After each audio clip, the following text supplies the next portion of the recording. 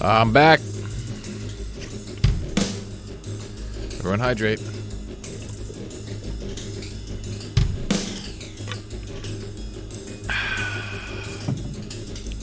Stretch it out.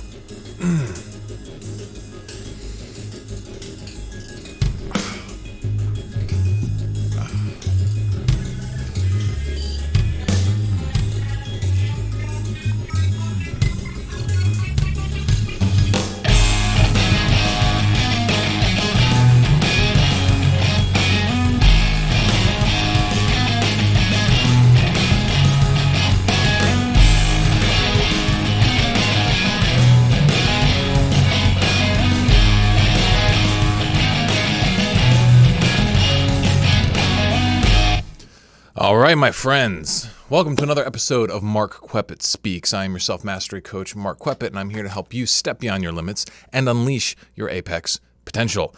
And it's been a little while since I've recorded one of these properly for you guys. We're going to be talking a little bit about what's been going on in my life here, but one of the big things we're going to be focusing on, the big topic, the big theme, as it were, is we're going to be talking about how to move and take action before you feel completely ready.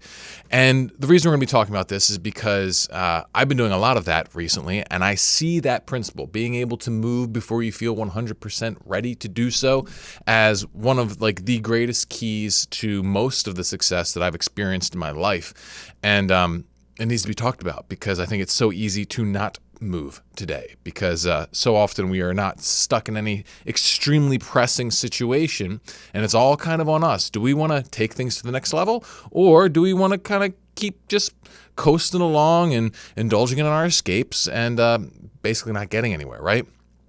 So that's what we're going to be talking about, how to move before we are ready. And I don't mean actually ready. I mean like making yourself do dumb stuff you don't want to do and shouldn't be doing. I'm talking about how you can be bold, how you can take rugged forward action without feeling like you've got every little piece in place, okay? So I think the best place to start this conversation is, at least for me on a personal level, it's about who I used to be. Now, maybe some of you have heard of the psychological typing tool called the Ennegram. The Ennegram is very interesting.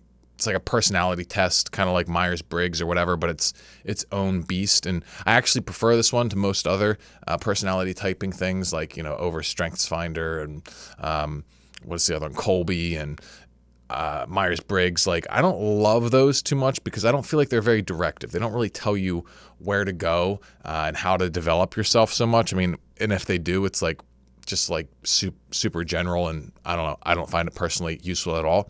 But the Enneagram's a little bit different because it's like the idea is that there's these 9 personality types, and everybody supposedly has like a core type or whatever that they are, but then it also gives you a path forward. It's like you're supposed to move toward this number and away from this number and that kind of thing. And it's very interesting if you want to look into it.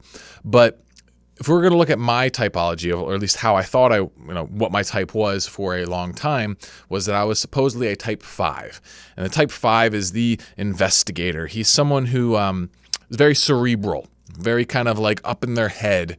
And, I thought that because that's how I lived for a very long amount of my life, mostly like my teens and a large chunk of my 20s. I was this type, and the downfall of this type is that they basically like to retreat into their world, into their inner world, retreat into their little mental fantasy worlds. So you can get sucked into fantasy games. It's kind of like a potentially nerdy-ish sort of archetype. Like for me, one of the ways it manifested is I constantly felt like I needed to pull myself away from my life and study and accumulate knowledge and power. And this is why I've learned so much about personal development, because essentially I felt insecure about who I was. And so I was like, I can't face the world. And so I need to study and learn and improve myself. And on one level, this can be good and healthy, but the way that I did it really was in a retreating sort of way, because I felt like I was never good enough. I was never equipped enough. I was never able to actually go out there and just do stuff, right? And so I would retreat, I would accumulate knowledge, I would take courses, I would study all these things. And it was very, very difficult to get myself to actually put that stuff into action, especially in areas that would fundamentally change my life. Now, thankfully, I was able to take some action in this regard. I was able to, quit my software engineering job. I was able to start building my, life coaching business, put videos on YouTube and that kind of stuff. But basically, I was very slow. Okay, it took me a really long time to feel like I was ready to make any kind of change at any point, right? Like I would deliberate it for forever. Like it took me so long to figure out if I wanted to put my first video up on, helping guys quit porn way back, what was it, 2013 or 2012, something like that. You can scroll down to my oldest videos if you want to see it. And it was just such a massive effort to do this. And this wasn't who I was when I was younger. When I was younger, I was very kind of bold, very out there, very kind of like I hate the terminology, but natural alpha. And I don't mean that in a positive sense. Like I was just someone who just didn't give a crap what you thought. And I was going to do what I wanted to do. And I was going to tell you how I saw it.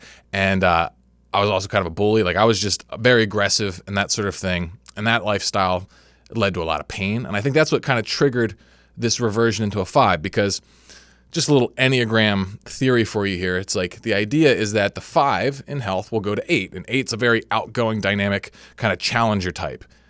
But the 8 in unhealth retreats into the 5. So basically what I think happened in my life was that I was this very outgoing, kind of domineering person who has, there's pros and cons to that.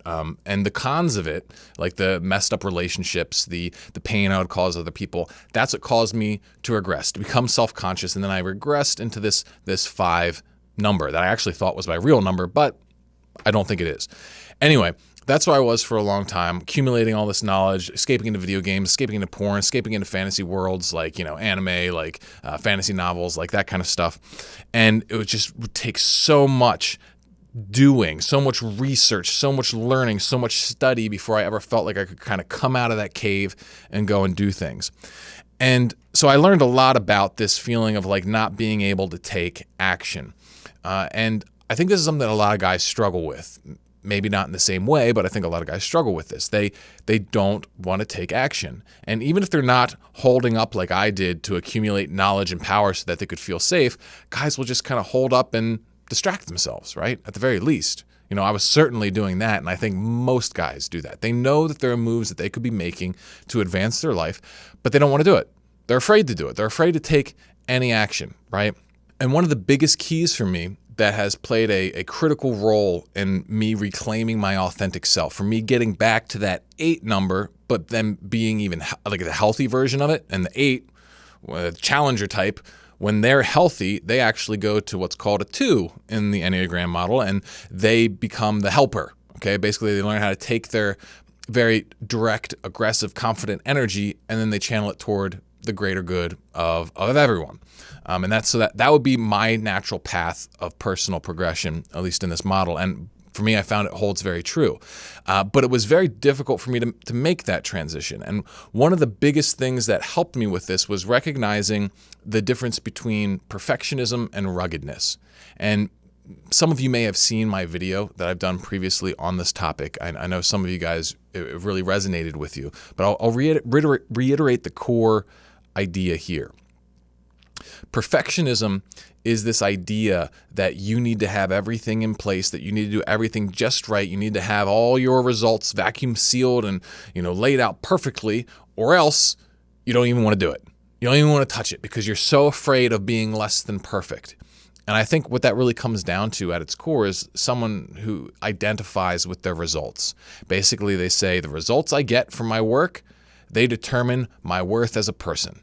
And I certainly had that. Like if I would put something out and it didn't get rave reviews and great feedback and whatever, I would feel like shit. I was like, oh, the fact that this wasn't perfect means that I'm not perfect. And since I'm not perfect, I'm not good enough. And, that whole kind of thing. And that's where I think a lot of guys, they have perfectionism.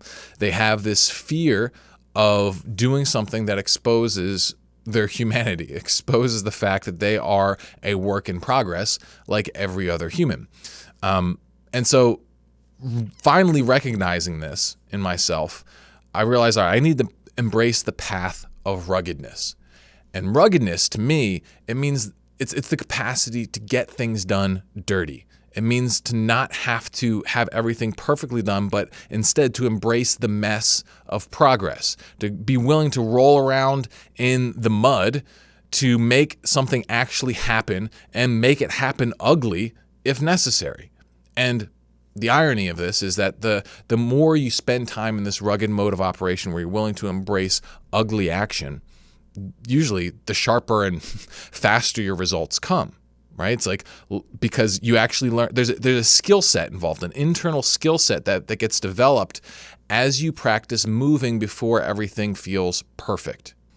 So let me just show you how stark of a contrast this has been in my own life. So my first porn recovery course, that's what I did. I think I released it in 2014. It was in the NoFap Academy when I was partnered with Alexander Rhodes, of the creator of NoFap.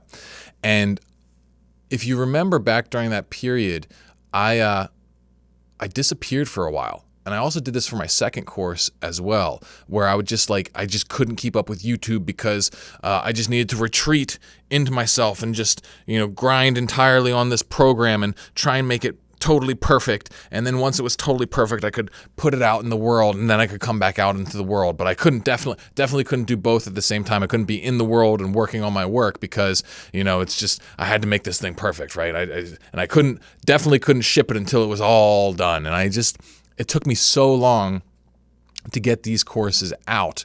And yeah, I did need to do a lot of work. I did need to do a lot of thinking during those time periods, but I definitely didn't need to retreat the way that I did. That was all just my perfectionism at play there.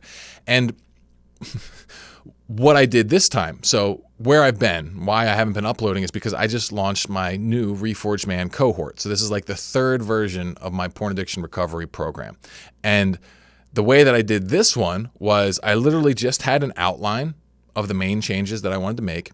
And I was certain that those changes would make a significantly better product, a significantly better tool for helping guys quit porn and transform their lives. And I knew it would give them insane value to anyone who goes through it, an insane amount more value than my old course. And that's all I knew. Just really rough outline. That's it. Nothing else. And then I talked to my team. It's like, hey, let's launch the new program. And so we just went on this mad dash to get this program out, because if we didn't get it out now, then we'd have to probably wait for the new year, because it's a cohort-based program. So it goes week to week. Guys go through it all at the same time. And we had the Christmas period there, and I didn't want to run it during Christmas because I really wanted to take 2 weeks off to spend time with family and friends. And so it's like I didn't want to have this big break in the program. And so it was either get it done super quick and dirty or wait a long time. And so I just decided, all right, we're going to do it. And we did it fast. We put it pretty much all together in about a month. And this is on a brand new tech stack, brand new tool set, all new marketing methods and models and that kind of things. And it wasn't perfect, not by any means at all. The fact that I had to stop doing uploads, that's a bad thing. I should have kept doing uploads, and I could plug it while I went. I should have, very, specific material free on YouTube rather than just the core marketing content. There's a lot of things that we could have done a whole lot better. But the idea behind it, the idea of learning how to act before you are ready, is embracing the idea that whatever you put out there should always be a work in progress, especially yourself.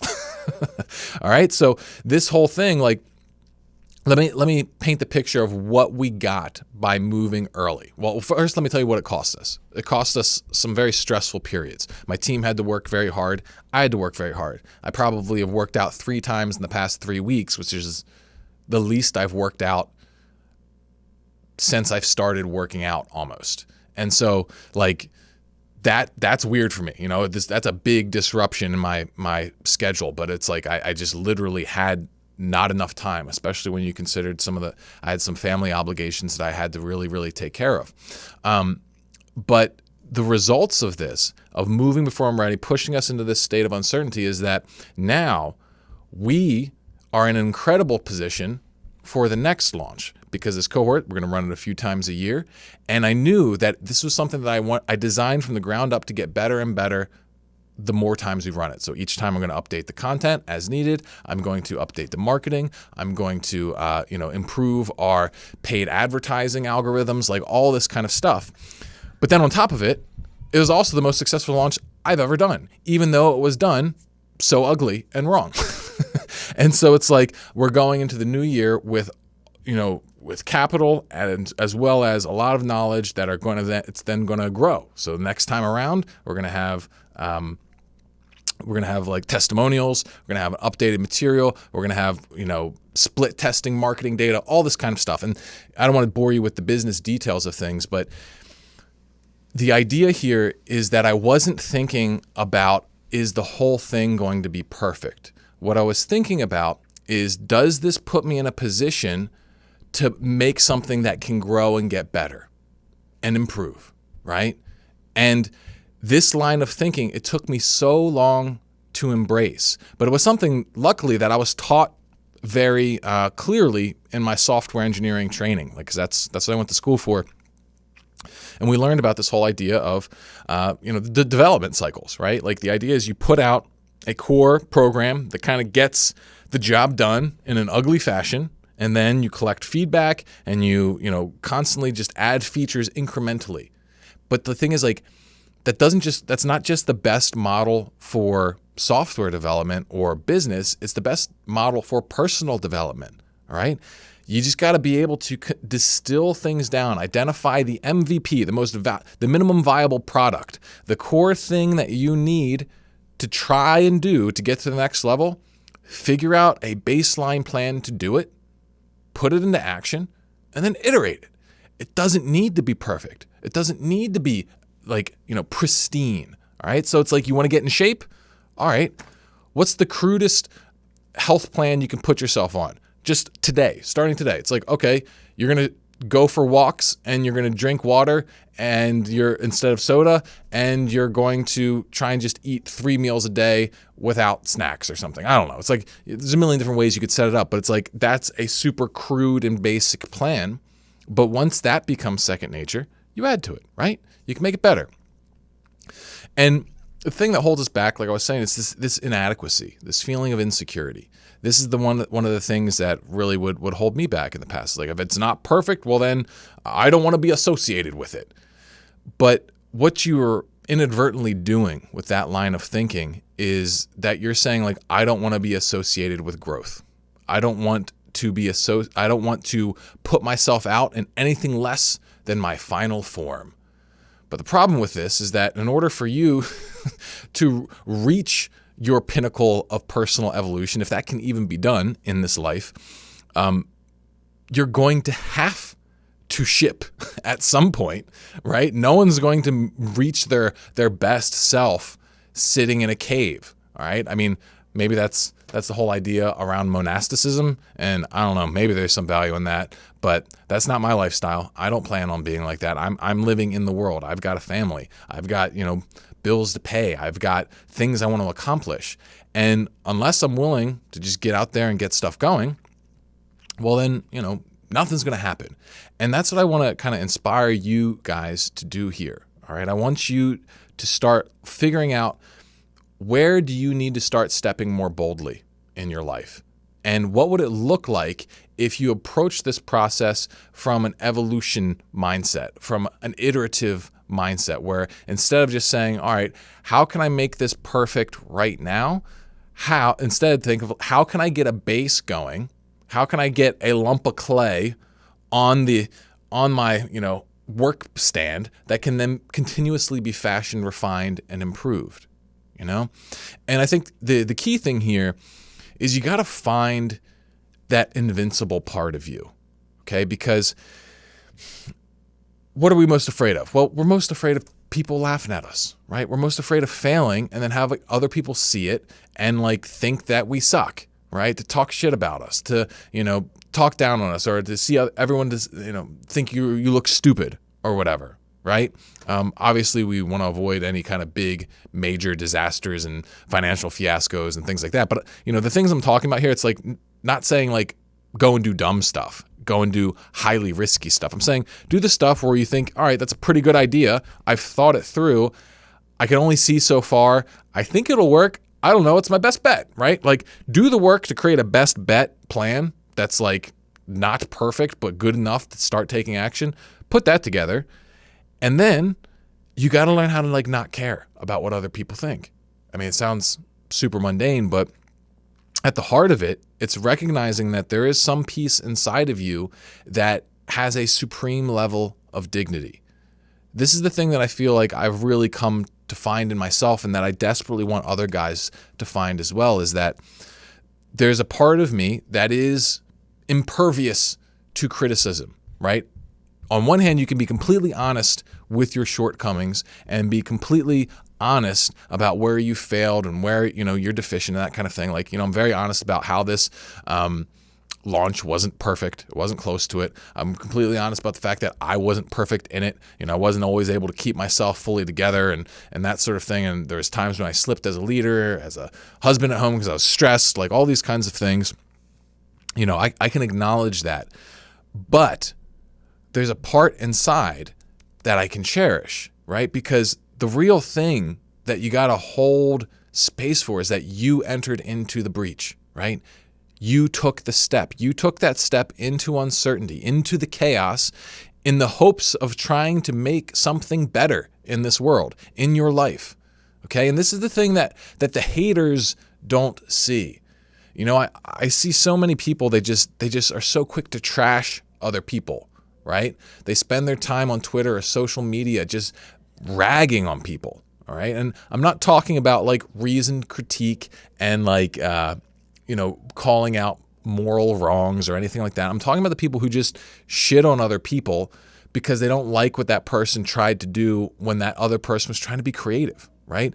Don't shit on other people's creative efforts. Like you can critique maybe the morality of something that they're doing. You can provide honest feedback, but like if you're shitting on other people's creative attempts, then that says to me that you're probably someone who isn't being authentically creative in your life. Because if you were, you'd probably be quiet, or at least be more respectful. Okay? It's like if you are an agnostic or an atheist, all right, the thought process is pretty simple to me. I mean, well, sort of. I don't understand how an agnostic or an atheist can not be completely nihilistic. But let's say that you are that. You are a non-nihilistic agnostic or atheist, okay? Well, in that case, put it all on black. You've got one life, all right? And you probably don't have anything else afterward as far as you're concerned, right? So you get one life. Why the heck wouldn't you leave it all on the field? Take the chances and give yourself the best opportunity to get the best life you possibly could. Why would you waste any amount of time doing something you didn't like unless you had to get something you did want, right? Why would you waste any time? Any, right? So that's that argument. But like for me, that's not who I am. I'm a theist. I believe in God.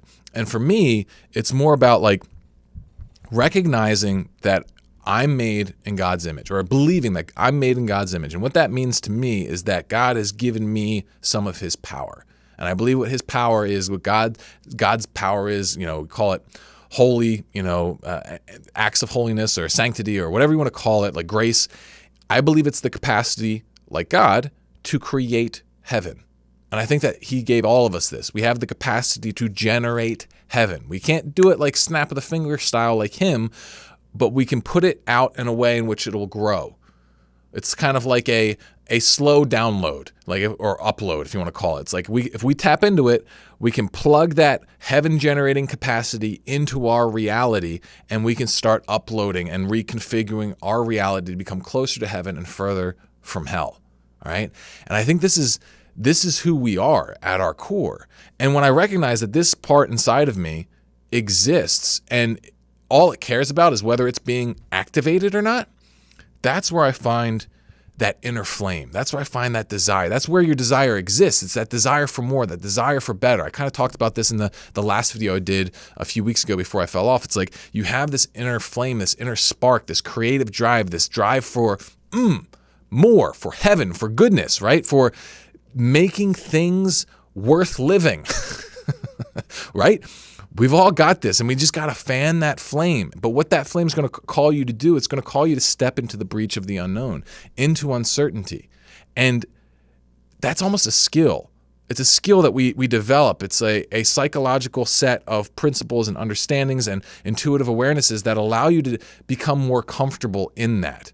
It's like someone who, for the first time, gets lost in a dark cave. They're probably going to panic and hyperventilate. Okay. And maybe eventually they'll calm down and they'll be able to kind of collect their wits and start trying something until they can maybe get through that dark cave. Okay. Someone who's been in that situation 100 times, they don't even break a sweat. They're just like, oh, okay, yep, lost again. All right, put one hand on the wall, start walking, start mapping it out in my brain. They've got a protocol. They've got a system, right? And this is the kind of stuff that happens as you start moving before you're completely ready. You become better at it. It becomes easier. And it's an act of faith. It's an act of believing, for me at least, and I think most Christians, if they're practicing, or even theists in general, if they're practicing, it's the belief that, all right, there's a plan laid out here for me. And it's good that I don't know it all, because that would be boring. What if you already knew everything that was supposed to happen and everything that was supposed to happen to you, then it wouldn't be an adventure, would it? It wouldn't be that exciting.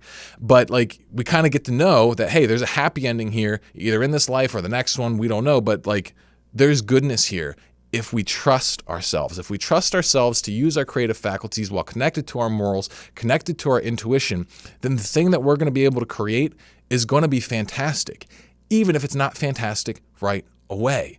It's just a matter of continuing to grow, continuing to try, continuing to put yourself out there. And this is what I want you to do. And this is what I want to help equip you to do. And I know this isn't my most eloquent video here, maybe, but this it seemed important for me to say this because, one, it's what I'm practicing right now. It's also like something that I think that if we're not willing to do it, then the whole world is going to start collapsing. And that might seem like a very dramatic statement to make, but the world is in a very weird state. All right. It's never been in a weirder state since I've been alive. And I don't think it's been in a weirder one since you've been alive either. Because like right now, things are so in flux. There's so much, I think, hanging in the balance that really depends on who's willing to break the mold or not. I'm legitimately worried about where the totalitarian nature of our society is heading. Okay, I'll say it. I'll put myself out there. And I think many of you are as well.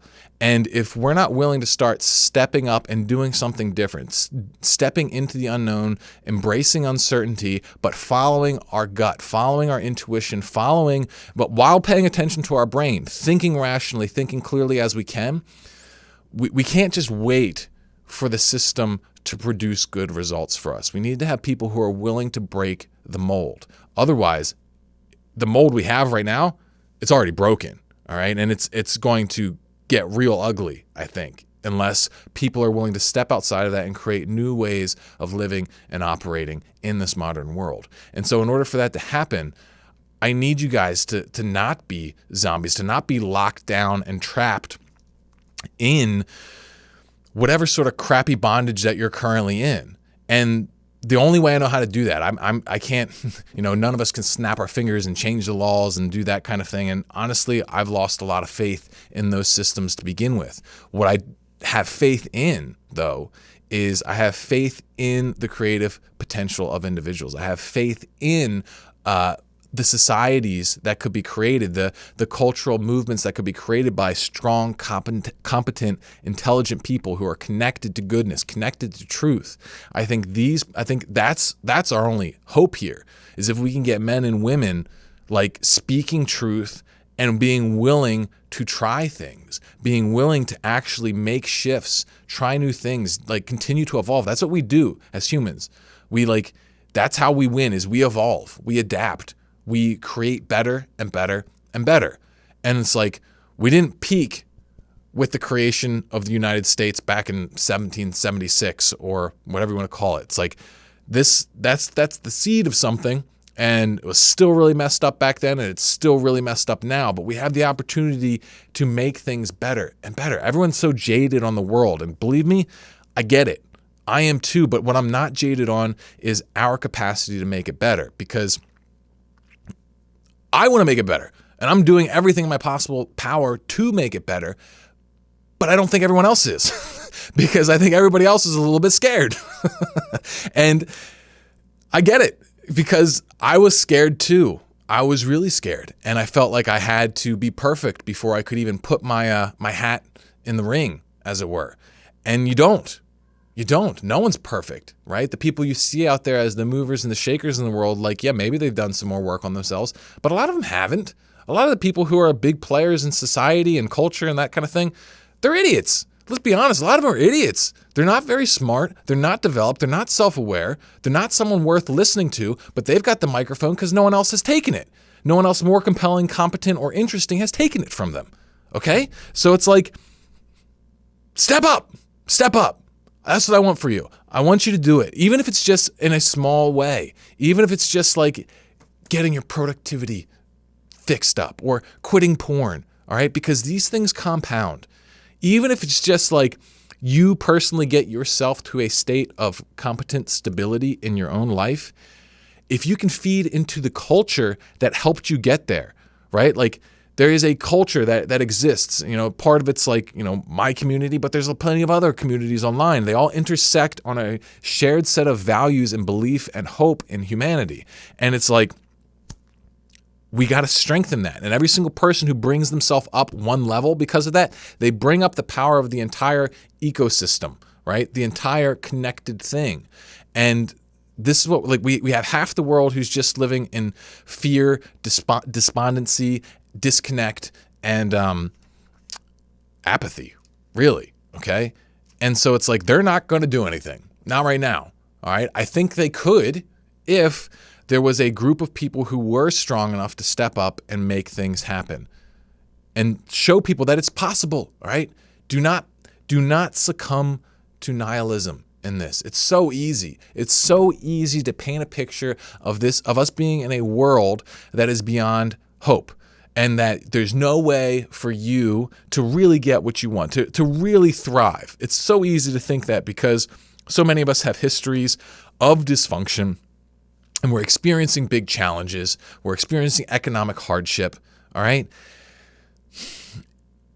But we can use that.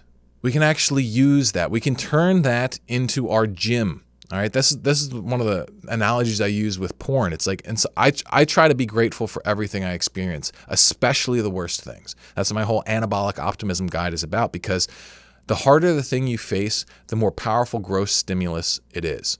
All right, and it's like, for example, quit like a porn addiction. That is the ultimate spiritual gym for a man. If you get out of there, it's kind of like, imagine someone throws you into this like dirty dungeon of like a gym, and the only way out is to become like super jacked and strong. It's like, because you have to reach a certain level of strength so that you can open the final door and walk out. But when you walk out, you're this huge, unstoppable badass. Okay. I think that that's what our culture is right now. That's the way I choose to see it, is that we are all in a massive spiritual like conditioning center. And if we embrace this opportunity, if we learn how to become rugged and powerful and competent and true and moral and all of these things, then we are going to bust out of this time period and form the strongest, the best human race we have ever seen. I believe it's possible. Why not? We're the smartest we've ever been. We're the most connected we've ever been. We have the highest levels of technology and freedom and potential that there's ever been. So why don't we have the best society? Why do we not have the best world? It's because we're not all stepping up. We're sitting here waiting for some politician to change things. Fuck that, all right? Forget that. I want you to choose to step up with me, okay? And I want you to pick something, and I want you to go after it today, before you're ready. Start and figure it out as you go. All right. And you just have to value yourself. Know that there is some invincible part inside of you that cannot be hurt by criticism, that cannot be hurt by failure, and that is ready to roll. Okay. So I'm ranting. I think we'll wrap it up here for today. I've got some ideas for different things that I want to do for the channel, and we're going to try them out. So that's what I have for you, my friends. Ooh, yeah. I'll see you all on the next one.